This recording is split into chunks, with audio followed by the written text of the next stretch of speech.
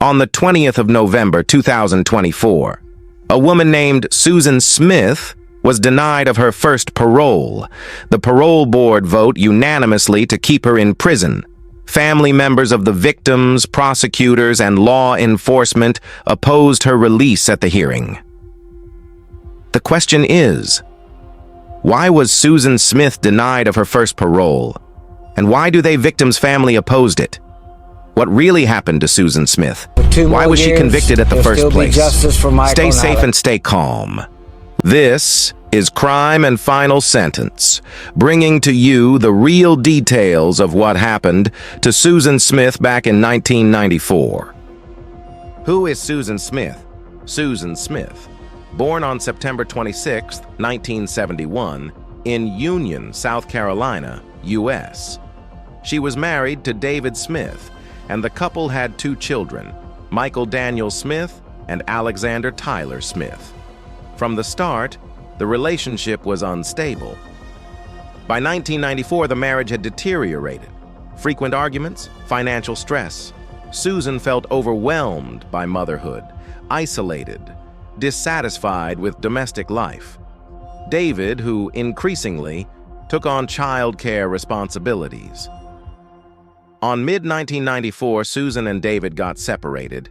David moved out with the children for a period. Susan struggled emotionally after the separation. David had the primary custody of Michael and Alexander, while Susan had the visiting right. She did not have the full custody of the kids at that time. Susan. Enter another relationship with someone who she felt it's a new development in her life. But something happened. He did not want kids. This made Susan so worried and option of what to do next to keep her love life going. The relationship starts to deteriorate, eventually ends. Out of fear to lose the love and passion she had, fear grow, frustration and fear of being alone grow like a poison in her heart. On the night of October 25th, 1994, Smith reported to the Union County Sheriff's Office that her car had been carjacked by an unidentified black man who drove off with her vehicle while her 2 young sons were inside. She appeared in televised pleas for the safe return. I want to say to my babies that your mama loves you so much. I just feel in my heart that you're okay. We will do anything we will to help you to get them home. Please, please bring them home. I'd like to take the time to plead to the American public that you please do not give up on these 2 little boys in the search for their return safe home to us. That you continue to look for this car, these 2, our children, and for the suspect himself, that you continue to keep your eyes open, and anything that you see that might would help to please call and let it be known. 911. Yeah, there's a lady who come up that door, and some guy jumped into a red light with her car with her 2 kids in it, and he took off, and she got out of the car here at our house. Then he's got the kids? Yes, ma'am, in her car.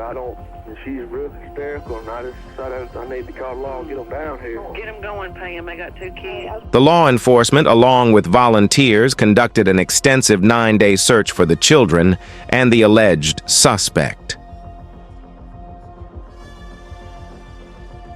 Susan's story seemed heartbreaking, a mother torn from her children by a violent stranger. Yet investigators began noticing inconsistencies, details that didn't align with her account, raising suspicions that something far more sinister had occurred.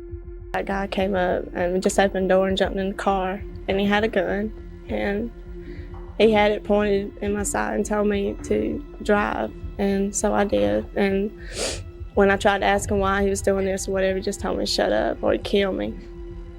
So I just kept driving. My babies were in the back seat and they were crying.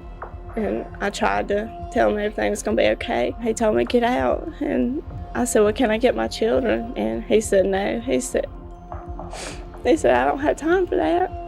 And they were just crying. And On November 3rd, 1994, Susan Smith confessed to the murders. She led authorities to John D. Long Lake, where divers recovered the submerged car. Inside, Michael and Alexander were still secured in their car seats, their small hands pressed against the glass, as if reaching for help. The nation, once captivated by a story to hope and rescue, now confronted the horrifying truth: the perpetrator was their mother. It happens to be on the evening of October 25th, 1994, Susan Smith drove her two young sons, Michael and Alexander, to a quiet lake in Union, South Carolina. She strapped her two sons into their seats, children unaware of the danger that awaited them. At a boat ramp on John D. Long Lake, Susan put the car into neutral and watched as it rolled into the water. The vehicle sank slowly, and in an instant, the lives of the two young boys were lost forever. Susan's confession stunned the community, law enforcement, and the public. The media coverage that had once inspired sympathy quickly turned to outrage. Police, prosecutors, and the families of the victims began piecing together the motives and psychological state that had led to the tragedy. What had reported as a random crime was now understood as deliberate, calculated, and premeditated. Children. There's no reason on this earth for a mother to do that to her children. Did you believe her? Yeah. Everybody believed her. I did. Well, My body got something wasn't right from the beginning. In 1995, Susan Smith stood trial in Union County, South Carolina, charged with 2 counts of murder. The case, which drew national attention back then, the prosecutors sought the death penalty, while the defense argued that Susan's mental health should spare her from the harshest punishment. The courtroom became the final stage where truth would confront deception. Prosecutors presented a clear and methodical case.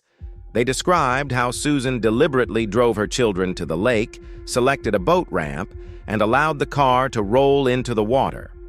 They emphasized that this was not a moment of panic, but a sequence of conscious decisions. Evidence showed planning, opportunity, and intent. At the center of the prosecution's case was motive. Testimony revealed that Susan had recently ended a romantic relationship with a man who did not want children. Prosecutors argued that Susan viewed her son's obstacles to a new life. The court accepted this motive as credible, concluding that the murders were driven by personal desire, not confusion or accident. The defense did not deny that the children drowned. Instead, they focused on Susan's mental state. Attorney presented evidence of depressed childhood trauma and emotional instability. They claimed she intended to die alongside her children, but lost the will to do so. The defense asked the jury to see the crime as the result of a psychological collapse. After deliberation, the jury rejected the insanity defense. They concluded that Susan Smith understood her actions and their consequences. She was found guilty on both counts of murder. The verdict confirmed what the evidence had shown: the crime was intentional, planned, and preventable. During sentencing, the court considered imposing the death penalty. However, the jury ultimately chose life imprisonment. Susan Smith was sentenced to life in prison, with eligibility for parole after 30 years. The court acknowledged her mental health history, but ruled that it did not outweigh the gravity of the crime. In November 2024, after serving 30 years, Susan Smith appeared before a parole board. Her release was unanimously denied. The board cited the severity of the crime and the irreversible loss of 2 young lives. Swan remains incarcerated, with her net parole opportunity scheduled next years later. The Susan Smith case remains one of the most disturbing crimes in American history. It reshaped public discussion around motherhood, mental health, and accountability. It also stands as a reminder that the most dangerous threat is sometimes not a stranger, but someone trusted. Susan Smith did not lose her children to a crime. She committed one. And the lake that night delivered the only sentence that mattered: permanent silence. As always, this is Crime and Final Sentence, bringing you real cases, real timelines, and real justice stories. If you learned something new today, hit like, subscribe, and turn on notification so you never miss another deep dive.